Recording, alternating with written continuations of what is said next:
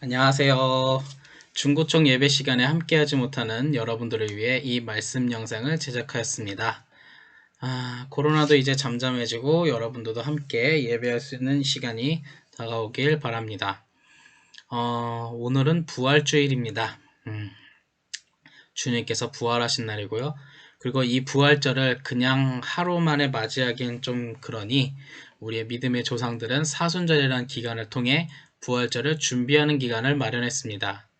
이제 부활절이 맞이했으니 여러분들은 부활의 증인이 되었습니다. 그런데 그냥 하루 만에 그걸 감흥을 느끼고 떠나기에는 좀 그럴 텐데 그동안 부활절을 준비하는 사순절 동안 믿음으로 잘 지냈는지 모르겠습니다. 오늘은 부활절에 대한 말씀을 나누도록 하겠습니다. 마가복음 16장 13절에서부터 14절까지의 말씀입니다. 다 같이 읽어보도록 하겠습니다. 하나, 둘, 셋. 두 사람이 가서 남은 제자들에게 알렸으되 역시 믿지 아니하니라. 그 후에 11 제자가 음식 먹을 때에 예수께서 그들에게 나타내사 그들의 믿음 없는 것과 마음이 완악한 것을 꾸짖으시니 이는 자기가 살아난 것을 본 자들에게 말을 믿지 아니함일러라. 아멘. 오늘 말씀에 보면 주님께서 부활을 하셨는데 부활을 믿지 않는 사람들이 있네요. 자, 그런데 문제는 여기서 주님의 부활을 믿지 않는 사람들이 주님을 따르던 12제자들, 물론 여기서 가룟유다 뺀 11명의 제자들이 믿지 않았다는 것이 문제인 거죠. 주님을 따랐던 그 제자들은 예수님 바로 옆에서 주님의 말씀을 가장 함께하던 사람들인데 오히려 이들이 주님의 부활을 믿지 않는다라는 것이 문제인 거죠. 사람들에게 이런 질문을 많이 받습니다. 예수님께서 부활하신 것을 믿습니까? 주님의 부활을 믿지 않는 사람들이 있습니다. 점점 늘어나고 있죠. 어쩌면 시대가 거듭할수록 예수님의 부활을 직접 보지 않는 세대들이 더 많아질수록 주님의 부활을 믿지 않는 사람들이 점점 많아진 것 같습니다. 오늘 이 질문에 대해 주님의 부활을 믿지 않는 사람들은 그 이유가 무엇일지 한번 얘기를 나눠보도록 하겠습니다. 마가복음 16장 10절에서 11절에 보면 마리아면 이렇게 써 있습니다. 마리아가 가서 예수와 함께하던 사람들이 슬퍼하며 울고 있는 중에 이 일을 알림해 그들은 예수께서 살아나셨다는 것과 마리아에게 보이셨다는 것을 듣고도 믿지 아니하리라. 주님께서 부활하셨고 그 부활을 최초로 목격했던 마리아가 이 기쁜 소식을 예수와 함께하던 사람들, 성경에서 분명히 써있죠. 예수와 함께하던 사람들에게 알려줬습니다. 아마 이 예수와 함께하던 사람들은 말 그대로 주님과 가장 가까이 있었던 사람들이고 또한 가룟유다를 제외했던 11명의 제자들이 그 사람들일 수도 있습니다. 그런데 여기 본문에서는 희한하게도 주님의 부활을 믿지 않았다라는 겁니다. 왜 믿지 않았을까라는 거예요. 여러분들은 어떠십니까? 주님의 부활을 믿으십니까? 믿지 않는다면 이유는 무엇인가요?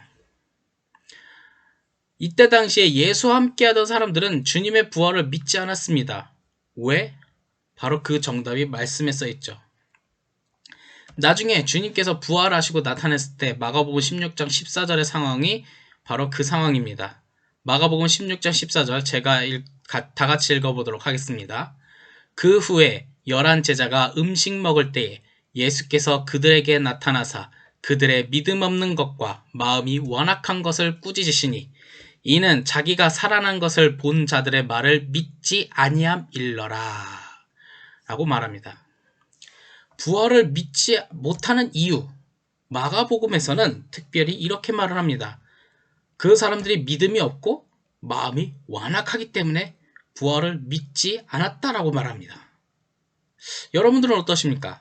믿음이 있으십니까? 아니면 마음은 어떠하십니까?